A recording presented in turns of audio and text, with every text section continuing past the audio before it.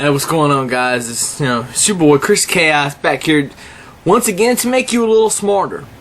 Now, I uploaded 4 videos yesterday. Thank God, because I needed to.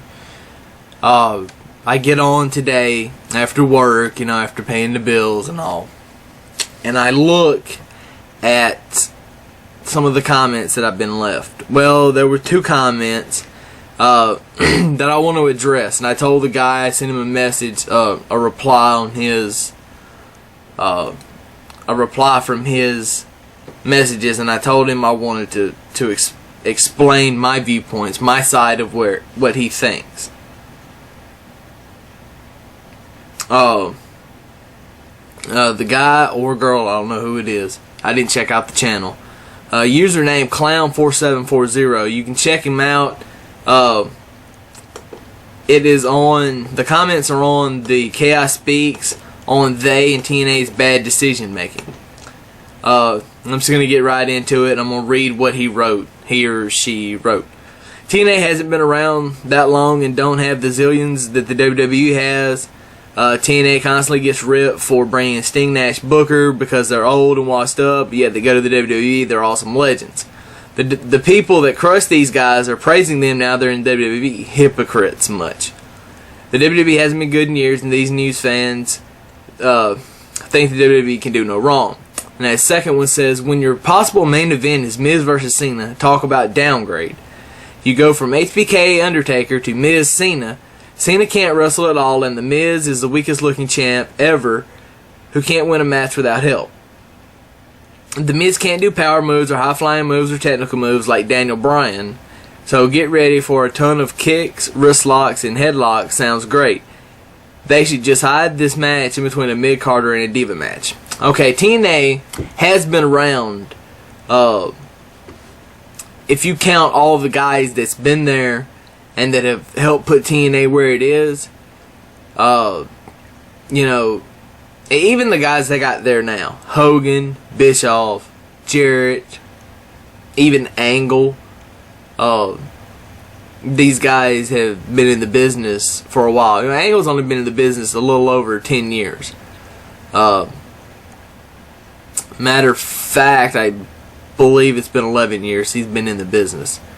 Because I count the time he started with WWE. The time he started on pay-per-view, or on when he debuted in the WWE. TNA doesn't have the zillions. WWE doesn't have zillions either. I know you're just making whatever, because WWE has more money than TNA. That's understood. But Dixie Carter is rich. I think, and this is something I would do if I owned TNA, if I was in that position, she needs to take some of her money, and instead of living a rich lifestyle, she needs to take, and I'm not saying go live in a mobile home somewhere, God forbid that. Now, I live in a mobile home. I would never want anybody to live in one if you don't have to. I'd rather live in a house, be honest with you, but we do what we need to survive. She feels like, I guess, she needs to live in a big mansion with all these extravagant things. Okay, that's fine. And I'm sure that she's not living as well as Vince is. That's to be understood. Dixie's got money coming in from other things, not just TNA. She'd be bankrupt if she was just living off TNA. But what she needs to do, I feel like, is she needs to invest some of that money. And she might have had, I don't know. To me, it doesn't look like she did. But she might have had to invest some of it when Hogan and Bischoff come in just to pay them. But I think she needs to invest in more. That means go, do more shows on the road. Go do more advertising. Go do more promoting. Because fans know about TNA, but a lot of fans apparently don't know about TNA. Even though it's all over the internet and, Twitter, and Facebook, and MySpace, some people still don't know. When Kevin Nash and Booker T walked in to the WWE this past Sunday, I heard people in Boston, I heard from people that were there that said, where have they been? It's kind of like, well, where are they now? Well, they're in TNA now. Kurt Angle, Mr. Kennedy, Anderson, Rob Van Dam, Jeff Hardy, Matt Hardy, some of these other guys, Foley, Hogan, you know. Now, as far as bashing TNA or bashing Sting, Nash, and Booker, I personally have never bashed them for being in TNA. I thought them being there was going to help TNA, and it did. More so, and if they would have done the Main Event Mafia again, it probably would have helped even more. The problem is that they can't exactly do the they storyline like they want to, so they're stuck. Alright, well, and I'm not praising them for going back to WWE, but as far as a fan goes. But now, as far as a business standpoint, which I do have 2 degrees in business, and I understand how, well, you need to make money the easiest way you can, they made a smart decision. Nash is not going back on the road 300 days out of the year, neither is Booker. They signed contracts where they wouldn't have to. Booker T's going to be doing announcing, spoiler alert, and Nash signed some kind of Legends contract, to my knowledge. And so they're not going to be... you know what, and even if Sting went, I would praise Sting for going because he never went to WWE in the past. And I would like to see him go just to have like a WrestleMania moment and then right off into the sunset after he gets inducted into the Hall of Fame. That would be nice for me.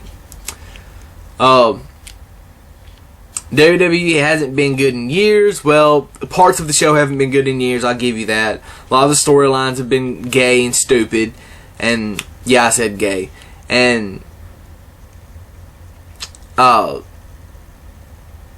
you know, some new WWE people think that, oh, they can't do wrong. That is right.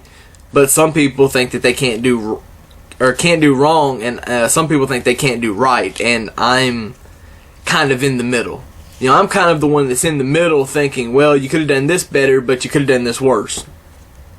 So anyway, the second comment reads, when your possible main event is Miz and Cena, talk about downgrade. Well, kind of. You go from Triple H to Undertaker to Miz Cena. Now, of course, when you compare the Miz and John Cena to HBK and the Undertaker, everything's going to be a downgrade. There's only 2 other guys on the roster that's going to be at WrestleMania that you could put there, you know, in that same category. And that would be like Triple H and probably Randy Orton. But you can't, and that's not even the same level. Maybe Triple H and like Kevin Nash. That's going to be your only way you could even come close to it. The business is moving forward, and a lot of people don't like it.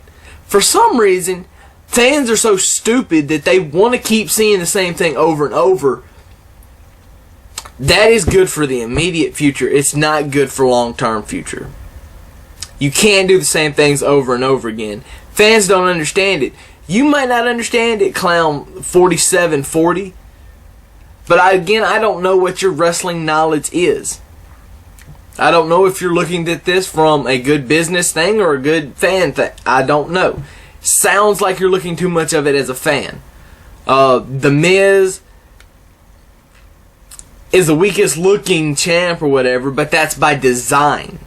Okay? They're talking him up really good, and then he can't do it on his own. That's by design. Because there's going to come a time where he's going to do it on his own. And he's going to have to live up to the hype. And he will. Trust me. But they're just trying to make Cena, or trying to make Miz look different. Now, Cena can wrestle. Don't get me wrong. Cena can wrestle. And Cena has proved that he can wrestle. Go look at matches he had with Shawn Michaels. Go look at matches he had with Triple H. Go look at even a match he had with Batista that blew me away because it was so good technically.